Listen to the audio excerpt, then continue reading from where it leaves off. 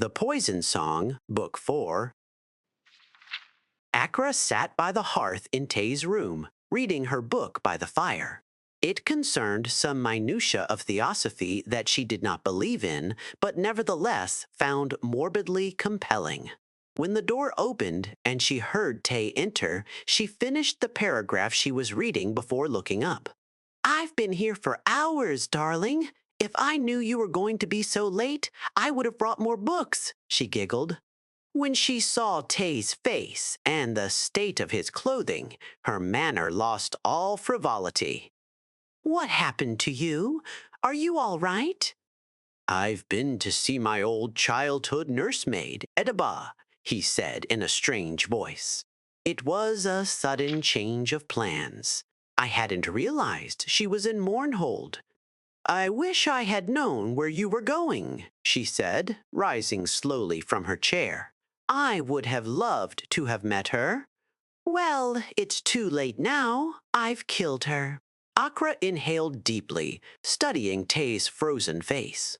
She took his hand. "Perhaps you ought to tell me everything." Tay let his beloved lead him to the hearth, where he sat blinking at the fire. He looked down at the silver ring on his finger. "Before I killed her, she gave me this. It's the sealing ring of the House Dagoth. She told me I was the bearer of the inheritance and the song I hear all the time in my head, the one that called me to kill another boy when I was young, and then Ediba herself is the song of my ancestors." Day fell silent. Acra knelt by his side, stroking his ringed hand. "Tell me more." "My tutor, Kenna Gafrisi, taught us that the House Dagoth was a curse on Morrowind.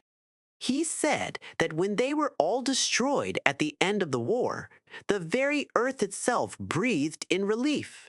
Tay closed his eyes. "I can see the obliteration. I can even hear it in the song. Ediba told me that the 5 houses adopted the orphan children of Dagoth, raising them in their own traditions. I thought she was mad or a liar, but the real lie was all those years I thought my family was House Indoril." "What are you going to do?" Acra whispered. "Well, Ediba told me to follow the song to my destiny." Tay laughed bitterly. "But the song led me to kill her, so I don't know if she'd still give me that recommendation now. I know that I need to leave Mournhold." Before I knew what I was doing, I set a fire in her tenement. The guards were called. I just don't know where I'd go. "You have many friends to shield you if you prove yourself to be the new leader of the Return of the 6th House." Acra kissed the ring. "I will help you find them." Tay stared at her. "Why would you help me? When you thought I was your cousin of the House Indoril, you did not mind having me, though. It might well have been incestuous," Acra replied, meeting his eyes. "I have heard the song, too. It is not as strong with me as it was with you, but I never chose to ignore it. It taught me more than the ridiculous temple priests and priestesses ever could. I knew that my true name was Dagoth Acra, and I knew that I had a brother." "No," Tay said through gritted teeth. "You're lying. You are Dagoth Tython."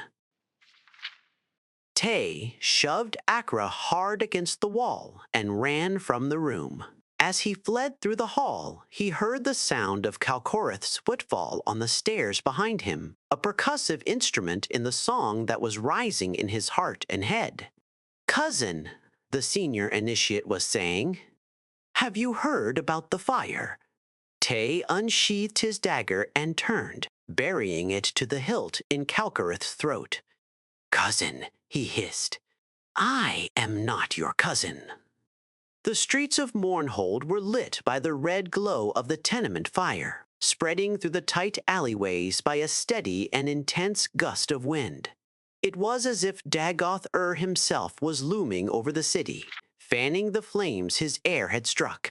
A house guard running toward the blaze stopped at the sight of Tay standing uncertainly, swaying, before the front door of Calcarith's house, a bloodied blade in his hand.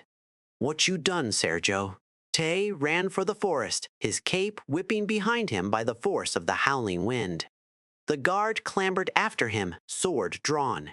He had no need to investigate the house to see the murder. He knew. For hours Tay raced through the wilderness, the song pushing him onward. The sound of his pursuer faded away. At last, the trees thinned, and he saw nothing before him but air and water. A cliff, 100-foot-long plunge into the inner sea. The song told him no. It pulled him north, sweetly promising a place to rest among friends. More than friends, people who would worship him as the heir of Dagoth. As he slowly walked toward the edge of the cliff, the song became more threatening, warning him not to seek to avoid his fate. There was no escape in death. Tay spat a curse upon his house and threw himself head first over the cliff. It was another glorious day on the island of Gorn, the first one in weeks that Baynara could truly enjoy. Uncle Triffith had important company, housemen from far away, and she had been required to attend every dinner, every meeting, every ceremony. As a child, she remembered, she had hoped for some attention.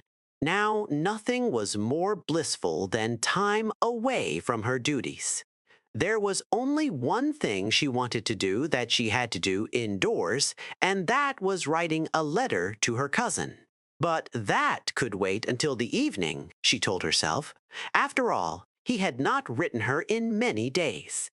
It was the influence of that girl, Akra. Not that she seemed disagreeable, but Baynara knew how one's first love can be all-consuming. At least she had read about it.